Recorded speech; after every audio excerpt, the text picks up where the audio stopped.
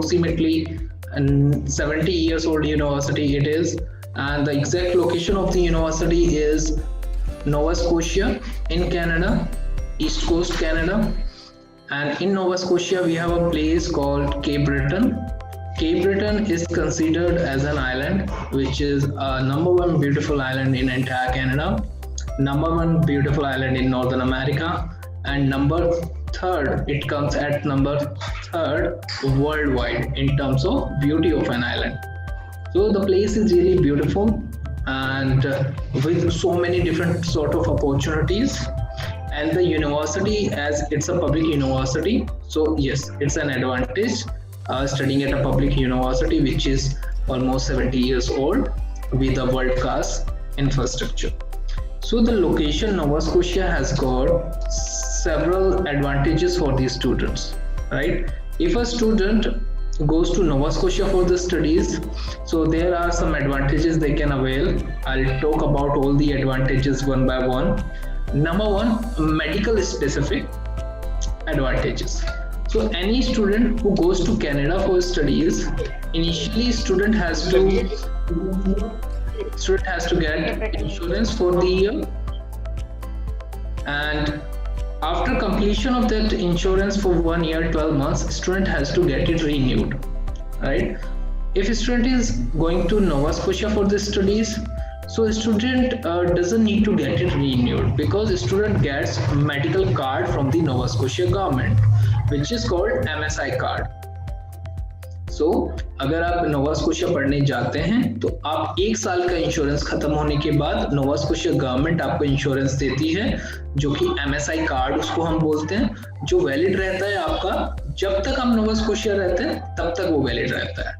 And at the same time, if you are traveling out of the Nova Scotia somewhere else, even then you can use this. In case of emergency, you can use the same card for your medical expenses in other provinces even, and it will work, right? And there are so many medical services covered which are not usually covered under insurances, such like the dentistry. The major part of dentistry is covered, and also surgeries, those are covered. So there are different services, medical services you can avail through MSI card, which are not usually possible with the normal insurance you get, right? So that's the another benefit. Then we have another advantage, which is in terms of the weather conditions. Weather conditions here in Nova Scotia, it is favorable, and it is not freezing cold. इतनी ठंड नहीं पड़ती है यहाँ पे. And temperature, if I talk about, it remains in between 0 to -9 during the winter season, and during summer it goes up to 25, 28, even 30 degrees sometime. So in terms of the weather conditions, it is quite favorable, and temperature, it remains moderate because it's a coastal area. Apart from summer and winter, in other seasons the temperature remains in between 10 to 20 degrees, right? So sometimes it remains approximately 15, 17, 18, 20, like that. So this is the second warmest province of the entire Canada. So weather conditions are pretty favorable here. It's not freezing cold. A student can easily get adjusted here. They do not face such difficulties, such problems in terms of the weather conditions. Next, another advantage could be the living expenses. Living expense at this place, Cape Breton, where we have a city called Sydney, where the campus is situated. In Nova Scotia, Cape Breton, on Cape Breton, we have a city called Sydney, Canadian Sydney, where we have campus of CBU, Cape Breton University, right? So at this place, the living expenses, it is quite affordable. And if I give you an example in terms of on-campus accommodation, so it is affordable. For the year, you need to pay approximately $4,500 for 1 year on-campus dormitory accommodation, and you can have some other type of accommodations as well. and which will cost you, according to the type of the accommodation. We do have apartments, we do have private rooms.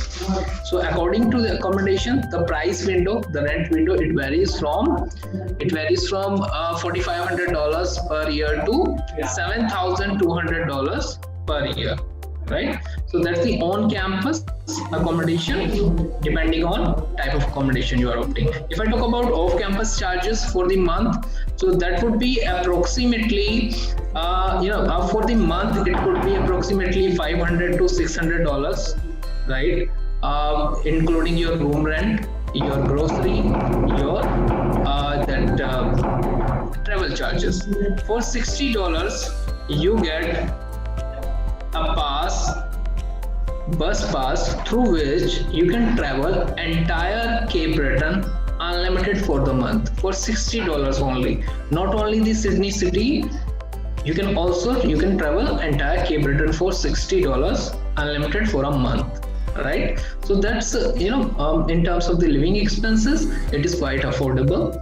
Again, the next advantage is the fee structure. The kind of fee structure we have got, this is competitive within public institution, where you need to experience not that much higher fee structure if you compare it with the public universities especially, right? And for some programs it is lesser than even so many colleges in Canada.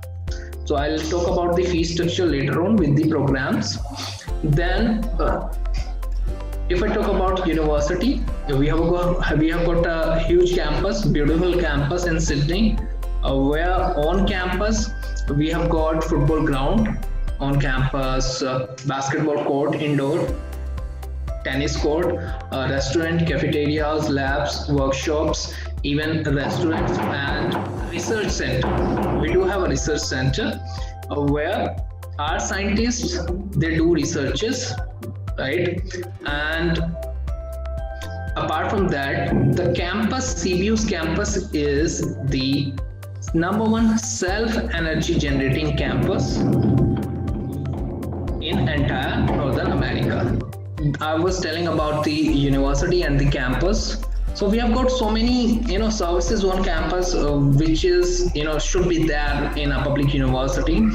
Especially we provide free airport pickup to all the international students especially, and apart from that you get free of cost visa counseling sessions on campus, and then you get so many other services, like we have students union there, students union, where especially Indian students, they get the help from the students union in terms of getting part-time jobs on campus, off campus, or accommodations. If you are facing such issues in terms of getting off-campus accommodation, you can speak to the Students' Union president or the staff there. The president of the Students' Union, he's the guy from Punjab, and he's the president of Students' Union there.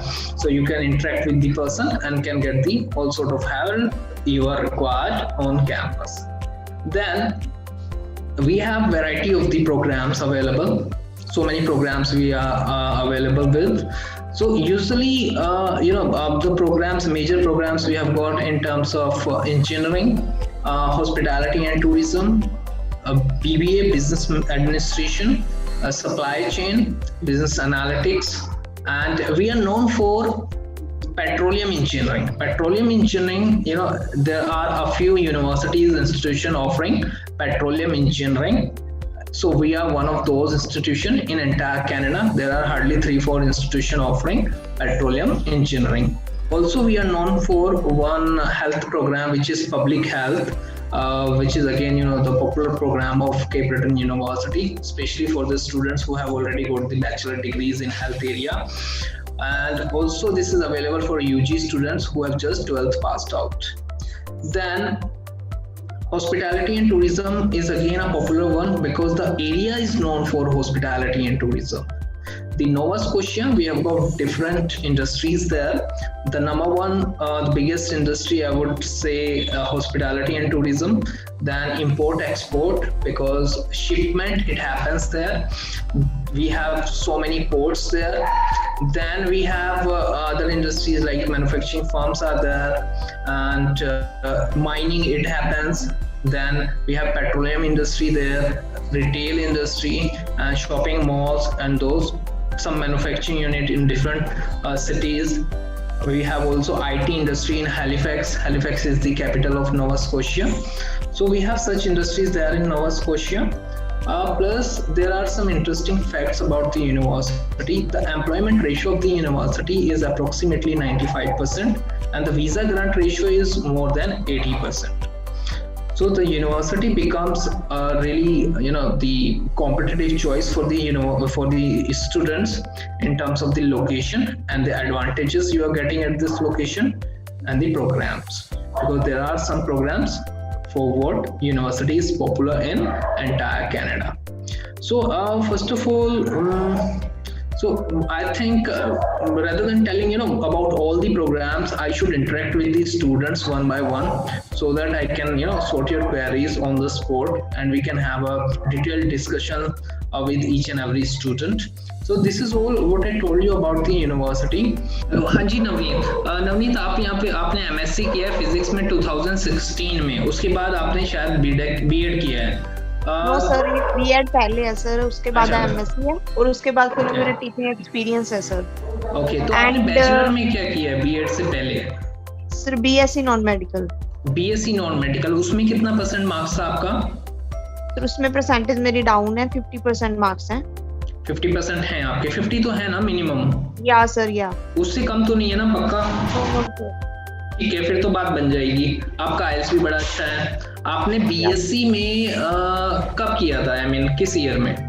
Sir 13 में, 2014 में। कोई बात नहीं, ज्यादा time नहीं हुआ है। 13 अभी चला 20, ठीक है, हो सकता है। Okay, alright. तो अभी आप क्या प्रोग्राम देख रहे हैं अपने हिसाब से? आप क्या सोच रहे हैं किस प्रोग्राम जाना चाहिए? Actually I am refused one time because मैंने सिर्फ बिजनेस मैनेजमेंट कोर्स लिया था सर सेल्फी कॉलेज बीसी में। So now I am so much confused. I have taken business management. I relate my teaching experience with that I have to open my own school whenever I came back to India. But unfortunately I got refusal. ये so आपने कौन सी location के लिए apply किया था last time? Sir British Columbia. Okay. देखो नवनीत, पहली चीज मैं आपको ये समझाना चाहूंगा, लोकेशन टू लोकेशन कनाडा में बहुत सारे चेंजेस हो जाते हैं, राइट? देखो वीजा जो मिलता है वो वीजा बहुत सारे फैक्टर्स पे डिपेंड होता है। नंबर 1 होता है लोकेशन उसका, कि जिस लोकेशन आप जा रहे हो वहां पे ऑलरेडी पॉपुलेशन कितना है और कितना पॉपुलेशन उनको और चाहिए कि वो वीजा दे सकें, ठीक है? उसके बाद आप कहाँ अप्लाई कर रहे हो? आप कॉलेज अप्लाई कर रहे हो कि यूनिवर्सिटी अप्लाई कर रहे हो? पब्लिक यूनिवर्सिटी है या प्राइवेट यूनिवर्सिटी है या प्राइवेट कॉलेज है या पब्लिक कॉलेज है, ये चीजें मैटर करती हैं। उसके बाद आप जो प्रोग्राम अप्लाई कर रहे हो किस लेवल का प्रोग्राम है, आपकी क्वालिफिकेशन से ऐसा तो नहीं आपने यूजी प्रोग्राम अप्लाई कर दिया, पीजी कर रहे हो, ठीक है? उसके बाद में आपका प्रोफाइल, कि आपकी प्रोफाइल कैसा है, परसेंटेज कैसी है, आईएलटीएस कैसा है, ये चीजें होती हैं।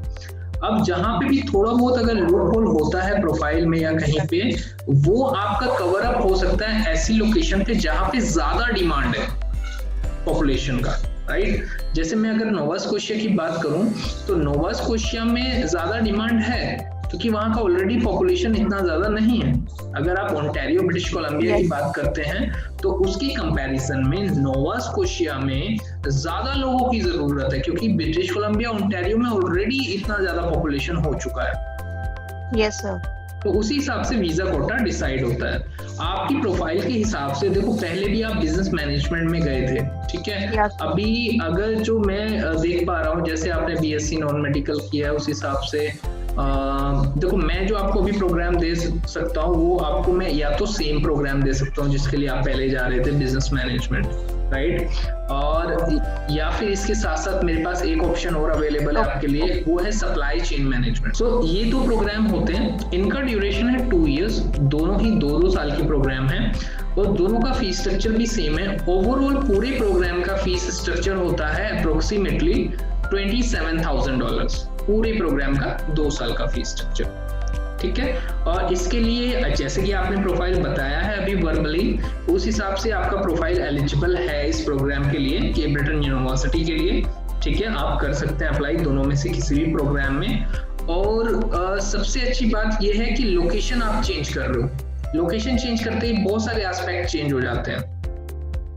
पहले आप ब्रिटिश कोलंबिया जा रहे थे, अभी आप नोवा स्कोशिया अगर जाएंगे तो आपके चांसेस बढ़ेंगे, कम नहीं होंगे। Okay sir.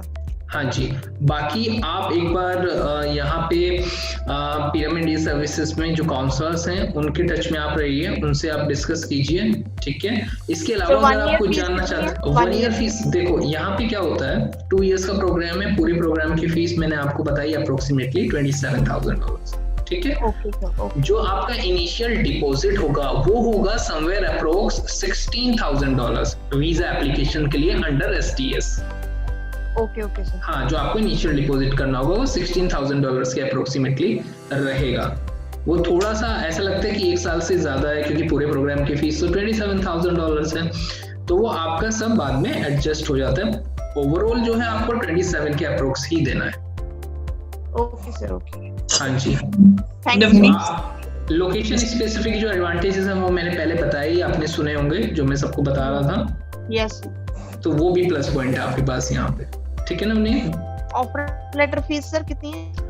ऑफर लेटर जो एप्लीकेशन फीस होती है हमारी वो होती है $103, $103। ओके। हाँ जी।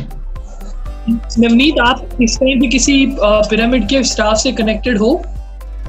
सर हम चंडीगढ़ ब्रांच से हैं। ओके, चंडीगढ़ में आप किसके साथ कनेक्टेड हो? Sir I am not remember the name of the consultant.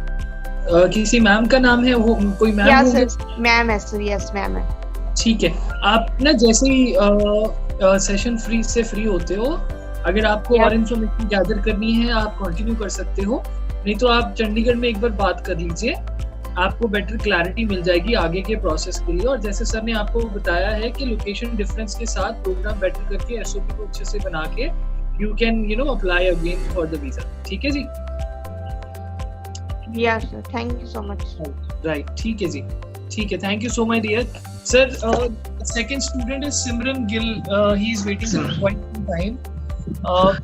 सिमरन, आप अनम्यूट कर सकते हो अपना कॉल को और आप राहुल जी से सीधा बात कर सकते हो जो हमारे केम्ब्रिटन यूनिवर्सिटी से हैं। सिमरन गिल, यार आपको आवाज आ रही है हमारी? Hello sir.